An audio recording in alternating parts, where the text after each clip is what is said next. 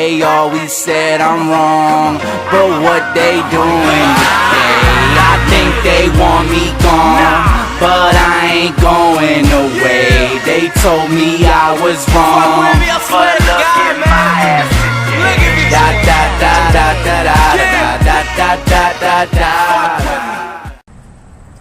Hey, hello, what's up on the Real Sports Talk? What's good on the internet? What's good in life? I am Akeem Bobby Samuel Balaam. So, stop me again if you've heard this in the past. Team USA women's basketball has won gold. Okay, you should be stopping me right about now. Okay, I've been stopped, so I'm just about to just go ahead and just end this video. So once again, until next time. But really, it is a familiar thing to hear because it's the 5th straight occurrence of this happening. United States women's basketball team has once again won gold as expected, this time with a 86-50 rout over the team from France. And when you look at this game, the way that it played out again, it started out like a lot of these games don't eventually turn into blowouts like the way that United States men's basketball, when they had beaten Nigeria 156-73, and it was pretty much a blowout from tip-off. But it was actually 20-15 at the end of the first quarter. It was 20-15 at the end of the first quarter, and so they actually hung tough for some of that game, which really was Pierre Vincent's objective. Pierre Vincent, I was listening to this when I was listening to the NBC coverage. Pierre Vincent even admitted that, you know what, as good as our ladies are, and even though we were able to get a huge upset over Lauren Jackson and the Australian team, our ladies pretty much had no shot trying to beat Team USA. We were just trying to hang tough. We were just trying to put on a pretty good show for the fans and for our fans that were in the O2 Arena, which again they call the North Greenwich Arena because of sponsor regulations for the duration of the games, but they called it the North Greenwich Arena. So they were pretty much just trying to put on a show for all of their fans at the O2 North Greenwich Arena for at least that game. And for some of it, they had actually succeeded. I mean, Sandrine Gruda had 12 points, not to mention Edwige Lawson-Wade also had 12 points as well. But the player of the game with a double-double, of course, turned out to be Candace Parker. 21 points and 11 rebounds. Candace Parker, if you will, was, if they awarded MVPs for the Olympics, if they awarded MVPs for games in the Olympics, Candace Parker was certainly your lady for this game.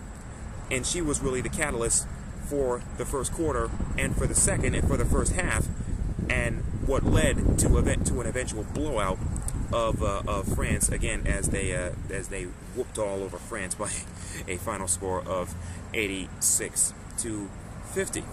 So it's once again a familiar sight. It's once again a familiar thing for the U.S. to win. I mean, they've won 5 consecutive gold medals now.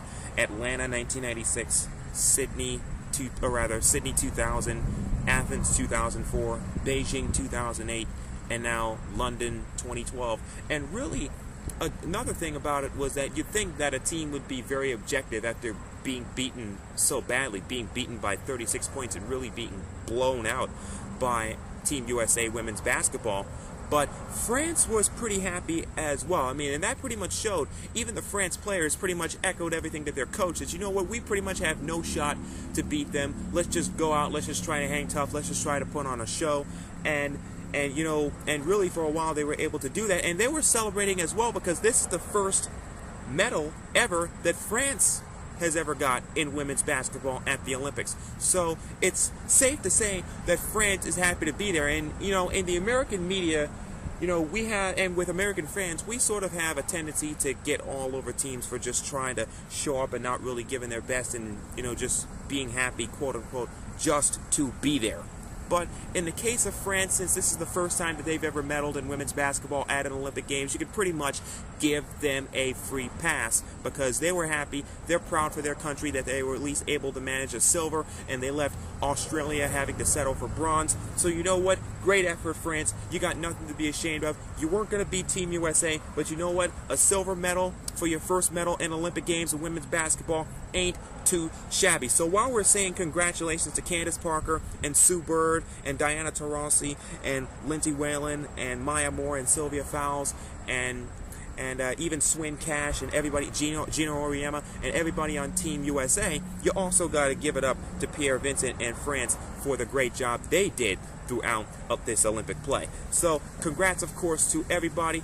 And, looking forward now to 2016, 2016 in Rio de Janeiro is probably going to be another goal. And when you think about the cast of characters that are going to be lining up for USA women's basketball in 2016, Nneka Ogwumike, Brittany Griner, Odyssey Sims, all of a sudden you're thinking this is going to be a pretty entertaining team. It's always a very entertaining team to watch, but I imagine that even a lot of mainstream fans will probably, want to tune into this because maybe they're just thinking, okay, we're actually going to see the first women's basketball team that can consistently dunk.